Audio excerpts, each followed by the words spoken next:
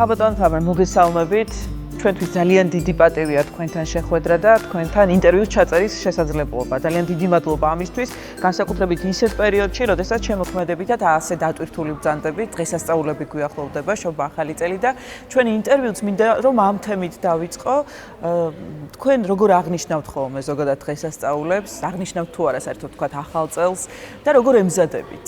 უპირველეს ძალიან დიდი მადლობა ჩემი მოწვევისთვის. და რასაკვირველია ახალი წელი ერთ-ერთი ჩვენი საყვარელი დღესასწაულია, იმიტომ რომ მეც და ალბათ ყველასაც ბავშვობას გვაგონებს. ბავშვობაში იყო ისეთი შემთხვევები, რომ ხვდებოდით მზიურთან ერთად ახალწელს. მე რასაკვირველია ცხოვრებას თავისი კორექტივები შეაქვს ყველაფერში და მე დადგა ის პერიოდი, როცა უკვე გასაგები იყო, რომ ჩვენ გვირჩევნია, რომ ოჯახთან ერთად ზეიმობდით ამ საოცარ დღესასწაულს. ადამიანებს ალბათ ბევრი რამე მოგონიათ, მაგრამ აი ნაძვის ხეს რო ვხედავ, ბავშვობა გახსენდება? ბავშვობა მაგონდება, სიკეთით ახსავსე, ჩემი მშობლები, დედა და აი რასაკვირველია, იყო ესეთი მომენტებიც, როცა ან სცენაზე გამოდიოდი, ან კონცერტი მქონდა, მაგრამ ყოველთვის უკვე როცა გაჩნდა ჩემი შვილი, ყოველთვის თან დამყავდა. სადაც არ უნდა ყოფილიყავი, სადაც შეხვდებოდით ახალ წელს, სცენაზე თუ კულისებში, თუ სასტუმროს ოთახში, ცდილობდით, რომ ყოველთვის ერთად ყოფილიყავით დედა, სანდრო, მე, ჩვენი ოჯახი მთლიანად. ეხლა ცდილობთ, რომ ესე იყოს, იმიტომ რომ ეს ტრადიციული საოჯახო დღესასწაულია და ყველას უნდა რომ თავის ოჯახის წევრებთან ერთად იყოს ამ სასწაულ დღეს. ქაბატონ თამარ, აი ბოლო წლები არის, 3 წელი თუ არ ვცდები, თუ მეოთხე იწყება უკვე, თქვენ სამშობლოს დაუბრუნდით, შეიძლება ითქვას, არც არასდროს გაგიწყვეტიათ სამშობლოსთან კავშირი, არც შემოქმედებითი, არც პიროვნული, მაგრამ ის რომ თქვენ საქართველოში ცხოვრობთ, ეს არის ძალიან დიდი საჩუქარი და დიდი განძი დაგვიბრუნდა, შეიძლება ითქვას, ქართველებს, თქვენ აქტიურად მონაწილეობთ კონცერტებში, გქონდათ სოლო კონცერტი თქვენი ივნისის თვეში ფილარმონიის დიდ საკონცერტო დარბაზში და ასევე ბათუმში გქონდათ აგვისტოში. აი შემოქმედებითი პროცესი უკვე სამშობლოში როგორ მიმდინარეობს, აი ამაზე რომ მოგვიყვეთ. ბედნიერად ვგზნობ თავს, რომ 2 დღე ფილარმონიის დიდ საკონცერტო დარბაზში გაიმართა ჩემი კონცერტები სრული ანშლაგით და რასაკვირველია ეს მომღერლისთვის, მსახიობისთვის ძალიან დიდი მიღწევაა. ესე იგი, რომ შევაჯამოთ გასული წლის მოვლენები, ერთ-ერთი ღირსშესანიშნავი მოვლენა ალბათ ეს არის. და ბათუმშიც გამართული საკმაოდ კარგი კონცერტი გამართეთ.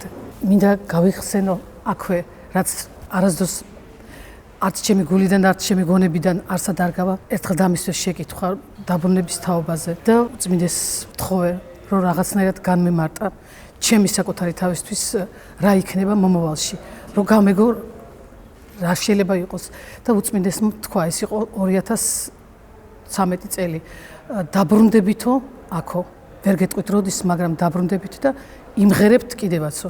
იმიტომ რომ უწმინდეს ესმის, რომ ადამიანი თავის საქმის გარეშე ვერ ძლებს და არც არსებობს ესეთი ადამიანი, რომ თავის არ უნდა არსებობდეს, რომ თავის საქმე არ უყვარდეს და ერთ-ერთი ძირითადი მისია ჩვენი ის არის, რომ ჩვენ საქმეს უნდა ვაკეთებდეთ კარგად. ეს უწმინდესის ეს სიტყვები რასაკვირველია არ ამოდის არც ჩემი გონებიდან და არც გულიდან. აი სპექტაკლის ყველა კონცერტის წინ მახსენდება ეს სიტყვები ყოველთვის მახსოვს, მაგრამ მახსენდება და ვცდილობ, რომ ჩემი საქმე ანუ მოწოდება ისე როგორც პატრიარქმა მითხრა და გვითხრა და გვირჩევს. ქაბატონ თამარ, აი პატრიარქს დაიწყეთ საუბარი უწმინდესი ახსენეთ და მე გამახსენდა თქვენი ინტერვიუდან ესეთი ფრაზა, რომ თქვენ ყოველთვის ღელავთ, როდესაც პატრიარქთან ასრულებთ ნაწარმოებს, ან მღერით თქვათ, ან უკრავთ და მღერით ერთად. თქვენ სოფლიო სცენები გაქვთ დაპყრობილი, არ არსებობს ალბათ სოფლიოში ცნობილი სცენა, სადაც თქვენ არ გამოსულ ხართ და ძალიან დიდი ოვაციებით არ შეგხვედრიათ მაყურებელი და მსმენელი, თუმცა პატრიარქთან ღელავთ.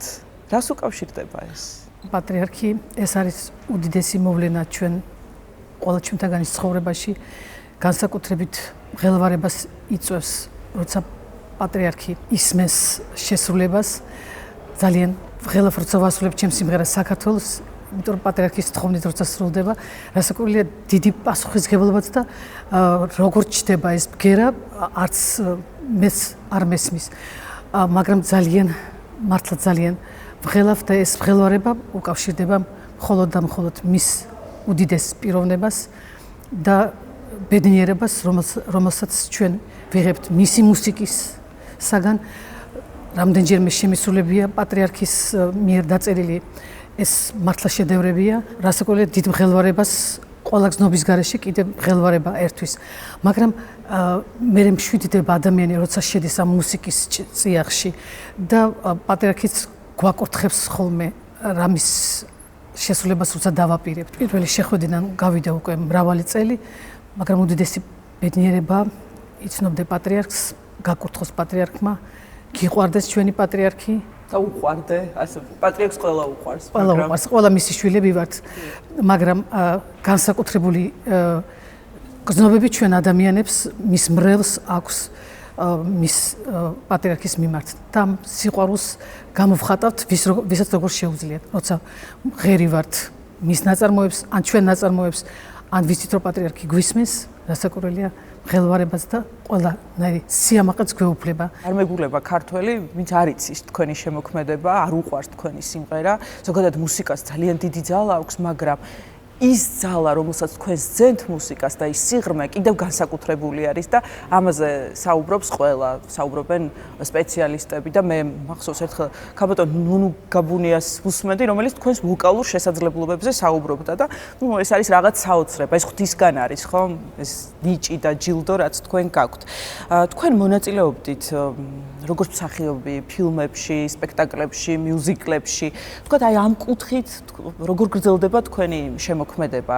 მე მიუზიკლებზე გეკითხებით ახლა უფრო მეტად, სხვათა შორის ამას წინათ გითხარით კიდეც, რომ ნიკოლოზ წულუკიძემ მაჩვენა ტელესპექტაკლი ვირის ჭრდილი, სადაც თქვენ მონაწილეობთ, ხართ ძალიან პატარა. ძალიან 19 თუ 20 წლის ალბათ.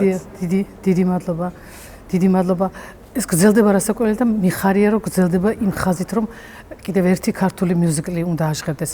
სწორედ ქალბატონი ნუნუს მიერ დაწერილი ძალიან ველოდებით ყველა შემსრულებელი, ავტორი, მაყურებელი, ყველა ველოდებით ამის განხორციელებას და ყველას მინდა ვუსურვო რომ მომავალ წელს მათი ოცნებები ახდენილი იყოს, მათი საქმეები დაგვირგვინებული იყოს და ჩვენ აი ძალიან ქალბატონ ნუნუს ხელმძღვანელობით, ასე ვთქვათ და ნიკას მონაწილეობით, ჩემი მონაწილეობით კიდევ ამ საქმეს ვუბრუნდებით და ეს იქნება ძალიან დიდი საჩუქარი ქართველი მსმენელისთვის და ქართველი მაყურებლისთვის. ქალბატონ თამარ, თქვენ ამერიკაში გქონდა ტურნე დაგეგმილი, აი ამასთან დაკავშირებითაც მინდოდა მეკითხა, მე მგონი 2026 წელს განხორციელდება ხომ და რა შესრულდება, რა რეპერტუარით მიბრძანდებით? რასაკვირველია შესრულდება ქართული სიმღერები, შესრულდება ფრანგული სიმღერები, შესრულდება იტალიური სიმღერები, ინგლისური, უკრაინული, რუსული, მაგრამ მე მგონია რომ ის რაც მაყურებელს უყვარს,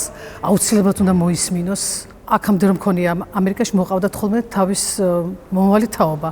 ეს კი აცნობდნენ ჩვენს რეპერტუარს. ამიტომ მე მიხარია რომ აი ეს თაობები იზიარებენ ამ ჩვენს მუსიკას, რაც ძალიან მოულოდნელია ჩემთვის, იმიტომ რომ მე არ ვარ ესეთი ასე ვთქვათ ინტერნეტში ესეთი აქტიური სოციალურ ქსელში და ამიტომ ჩვენი კონცერტები და ჩვენი სატელევიზიო გამოსვლები ნიშნავს ბევრს.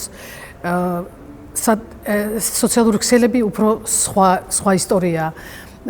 მაგრამ მე ამაყება რომ აი ხალხს მოყავს ასე თავის შვილიშვილების კონცერტზე რომ მოისმინონ ესა თუ ის ღირსეული ნაწარმოები, რომელიც არასდროს ყველანაირ დროს გაუძლებს. აი ჩემო შვილებმა მითხეს რომ მოვდიოდი, ნამდვილად თამარ გვერდწითელთან უნდა ჩაწერო ინტერვიუ, ნამდვილად. დიდი მადლობა. ქალბატონ თამარ, თქვენთან ინტერვიუს დროს არ შემიძლია არ ვახსენო მიშელ ლეგრანი. იყო თუ არა თქვენი ცხოვრების მთავარი შეხვედრა, შემოქმედებითი თვალსაზრისით მიშელ ლეგრანთან შეხვედრა? დიახ, მიშელ ლეგრანი ერთ-ერთი ადამიანია, რომელმაც წყინვალება შეძინა მუსიკას და მან გამაცნო ძალიან დიდი რაოდენობით არ მარტო თავის ნაწარმოები, არამედ ესეთი გიგანტ ადამიანთა შეხვედრა, შენ გიცვლის მსოფლმხედველობას, შენ უმჯობესდები, შენ უფრო კარგი ხდები და შენ უფრო კარგად გესმის მუსიკა. ეს იქნება ბახის მუსიკა, მოცარტის თუ ლეგრანის შენ ხდის მსმენელად და მოზიარეთ ამ მუსიკის, რომ შენ ღირსი ხარ მოისმინო ეს მუსიკა. რასაკვირველია, მე არ დამავიწყდება ჩვენი შეხვედრა 2011 წლის 16 დეკემბერს პატრიარქმა მიგვიწვია ბათუმში კონცერტის შემდეგ მაესტრო მიშელ ლეგრანი და მე და იყო დილის 9 საათზე შეხვედრა და აი ვიფიქრე რომ ვარ სიზმარში, აბსოლუტურად ის კი სიზმრის შეგრძნება მქონდა. აი ვერ ვადგავდი ნაბიჯს, ვერ ვიღებდი ხმას. შევდივარ და ვხედავ ჩვენ პატრიარქს და მიშელ ლეგრანს. პატრიარქმა მიგვიწვია რომ გაეზიარებინა თავისი საბეჭდილება კონცერტის თაობაზე და ჩვენთვის შეხვედრა და მაესტროსათვის ეს იყო უდიდესი შეხვედრა ჩვენს პატრიარქთან და მის ცხოვრებაშიც და პატრიარქი თხოვს რომ შევასრულო მიშელ ლეგრანის შერვურის კოლკები, იმიტომ რომ მაესტროს გაეხარდებაო. იქვე იდგა ინსტრუმენტი და როგორ მახსოვს, აი ამ სიზმრიდან გამოვედი, მარტო მუსიკამ გამომიყვანა და ის რომ მისმეს ამ საუკუნის და იმ საუკუნის უდიდესი ადამიანი, ჩვენი პატრიარქი და მე-20 საუკუნის უდიდესი კომპოზიტორი, მაესტრო მიშელ ლეგრანი და აი 9 საათზე შედგა შესრულება ამ სიმღერის და მე ვერ გადმოგცემთ რა გზნობები დამოეუფლა. თითქოს პირველად შევეხე კლავიშებს და თითქოს პირველად ვიმღერე ეს სიმღერა. და ეს ბედნიერი მომენტები, ეს ბედნიერი წამები მიხანგრძლივებენ რასაკვირველია მუსიკალურ და შემოქმედებით ცხოვრებას და ეს მოქმედებს ყველაფერზე, როგორც ჩემს პიროვნებაზე, ასევე ის რომ შეაფასო, რა გააკეთე და რა შეძელი რომ გაგიკეთებინა შენთვის, შენი ხალხისთვის, მსმენელისთვის და რასაკვირველია მაესტრო რჩება როგორც მიმანიშნებელი მთელი ჩემი ცხოვრების და ეხლაც რო გამოვდივარ სცენაზე, რასაკვირველია ზევით ავიხედავ და მიუმართავ. მესმის რომ ისმენს თავის ნაწარმოებს და ყველაფერს ზოგადად. და რასაკვირველია შევდივარ იმ განზომილებაში, რომელიც სიტყვებით არ შემიძლია რომ ავხსნა, მაგრამ მუსიკით გასაგებია. თქვენ გაქვთ დამთავრებული საკომპოზიციო და საფორტეპიანო კლასი კონსერვატორიაში. და საოცრად ფლობთ კლავიშს და თქვენი როგორც პიანისტის, თქვენზე როგორც პიანისტზე კიდევ ცალკე შეიძლება საუბარი, ასევე ქმნით სიმღერებს. აი საქართველო, რომელიც ჩვენ ყველას ასე გვიყვარს, არის თქვენი შექმნილი სიმღერა. ფორტეპიანო ეხმარება ამ ყველაფერს. ეს ფორტეპიანოს რო არ მივეკარო, ისე არც ერთი სიმღერა არ იქნება. ანუ ესე ზეპირად არ იქნება, როგორც თქვათ, შეუძლია ძალიან ნიჭიერ ადამიანებსაც კი შექმნა სიმღერა. მე აუცილებლად უნდა ვიყო ფორტეპიანოსთან და ფორტეპიანო ბადებს ჩემში ამ ხმას, ანუ ინსტრუმენტალისტის განზომილებით ვარ. მე ასე ვთქვათ, განმეხორციელებია ეს კომპოზიციები, ანუ სიმღერები. ეხლა მგონია რომ ყოველთვის ესე იქნება, იმიტომ რომ ფორტეპიანო მეხმარება სიმღერების და მელოდიების შექმნაში. იმდენად ვიყავი მიჯაჭვული და ვაპირებდი პიანისტობას, რომ რასაკვირველია ფორტეპიანო ეს ჩემთვის ეს არის მეორე ხმა. აი არასდროს არ მithქვია და მგონია რომ მომავალში კიდევ უფრო განვავითარებ, იმიტომ რომ ყველაფერი ასე არ შეიძლება რომ შენახული კონდეს, შენ რაღაცა უნდა გამოამჟღავნო და უნდა შენს მაყურებას, ვისაც უყვარხარ და ვინც ელოდება, ასე ვთქვათ, კიდევ ერთი მიმართულებითაც აავსო შენი მაყურებელი და იმედი მაქვს რომ გამომივა. თქვენ შვილზეც მინდა კითხოთ სანდროზე. დიახ. ისტორიის დოქტორია. დიახ. რა შეგიძლიათ რომ თქვენ კიდევ გითხრათ, რაც ჩვენ არ ვიცით? ხო, აი დედამ გაზარდა. ჩვენ ერთად ვიყავით გასტროლებზე, ჩვენი მეგობარის ჩამოდიოდა ხოლმე ჩემი ძალიან ლაღი და სინათლით სავსე წლები იყო. მე როცა უკვე სკოლაში წასვლა მოუწია, გასაგებია რომ თბილისში წავიდა სკოლაში და მე სხვანაირი ეპოქა დაიწყო, მაგრამ აი ის რომ პატარა ბავშვი გასტროლიორ დედას ელოდება სახლში, ეს სხვა რაღაცა ისეთ განცდასთან იყო დაკავშირებული, რომ მე ვეღარ შევძელი და ერთი წასვლის შემდეგ ერთკვირიანი წასვლა მქონდა და დედას უთხარი რომ არა მეთქი ჯობია ერთად ვიაროთ, ყველგან წავიყვანოთ, ვერ გაუძლებ მეთქი მის ცრემლებს. როგორი თვალცრემლიანი დამხვდება ხოლმე ეს ბავშვი, იმიტომ რომ ჩვენ გვესმოდა რომ უდედოთ და აი ესეთ ერთ-ერთი მთავარი ადამიანის გარეშე ბავშვობა წარმოუდგენელია. ესე ვცხოვრობდით. მერე წავიდა სკოლის დამთავრების შემდეგ ამერიკაში, მანამდე იყო ამერიკაში ცხოვრობდა 5 წელი დედასთან ერთად და მერე უკვე ლონდონში 12 წელი დაჰყო, სწავლობდა უნივერსიტეტში და მიაღწია დოქტორის წოდებას. ისტორიის დოქტორია, დიახ. არ შემიძლია რომ დედაზე არ გკითხოთ. ჩვენ ვიცით რა დიდი როლი ჰქონდა თქვენს ცხოვრებაში, თქვენ შემოქმედებაში და ვიცი რომ თითქმის სულ დარბაზში იჯდა, როდესაც თქვენ კონცერტებს მართავდით. ახლაც გრძელდება თქვენი სულიერი კავშირი, დარწმუნებული ვარ და ალბათ რაღაცას როდესაც გადაწყვეტ მნიშვნელოვანს, ყოველთვის ფიქრობთ დედა რა სიტყოდა, ხო? თქვათ ამა თუ იმ საკითხთან დაკავშირებით. აი რომ გაიხსენოთ და თქვენს აი ამ სულიერ კავშირზე რომ გითხრათ რამდენიმე სიტყვით. ძალიან მიჭირს საუბარი, მაგრამ ხო ახლაც ვეკითხები და ვთხოვ რომ მიმითითოს, მანიშნოს. ყოველთვის დარბაზში იჯდა, მაგრამ იქ დარბაზშიც ღელავდა და ნერვიულობდა ჩემზე. კულისებშიც რასაკვირველია, მრავალჯერ იყო, მაგრამ მე უკვე ვღელავდი, რომ კულისებში ასე ვთქვათ, ისეთი შიდა პრობლემებია და ვფიქრობდი, რომ არ განერვიულოდა. დედა ყოველთვის გვერდზე იყო და მეც ვცდილობდი განსაკუთრებით. მე უკვე რო გადიოდა წლები ჩვენ გვესმის, რომ ყველაფერი ესე მცირდება, შეხვედრების რაოდენობას მანამდე არ მიფიქრია. სულ ფიქრობდი, რომ დედა არის დედა უკვდავია. დედა უკვდავია, ხო სიტყვებს ვერს სულ მეგონა რომ ესე იქნებოდა ყოველთვის. ეს არის ბავშვური აზრი, რომელიც ბავშვი რო ხარ, ესე გესმის, რომ დედა ყოველთვის იქნება და დედა ყოველთვის ახალგაზრდაა და დედა ყოველთვის ლამაზია, დედა ყოველთვის მოგეფერება და დედა ყოველთვის შენს გვერდშია. ნუ ახლა მჯერა რომ დროებით დავშორდით. ქალბატონ თამარ, უღრმესი მადლობა ინტერვიუსთვის. გავიმეორებ, რომ ეს ჩვენთვის ძალიან დიდი პატივია და მინდა მოგილოცოთ დამდეგი შობა ახალი წელი და გისურვოთ ბევრი შემოქმედებითი სიახლე და წარმატება. დიდი მადლობა. გილოცავთ შობა ახალ წელს. ფეხბედნიერი ყოფილიყოს ეს წელი ჩვენთვის, მთელი საქართველოსათვის. დღეგრძელობა, ჯანმრთელობა, ბედნიერება, სიყვარული, ერთგული მეგობრები და სიმღერა ნუ მოაკლოს საქართველოს ღმერთმა ნურაზ დროს. დიდი მადლობა, გაიხარეთ და მრავალჟამიერ.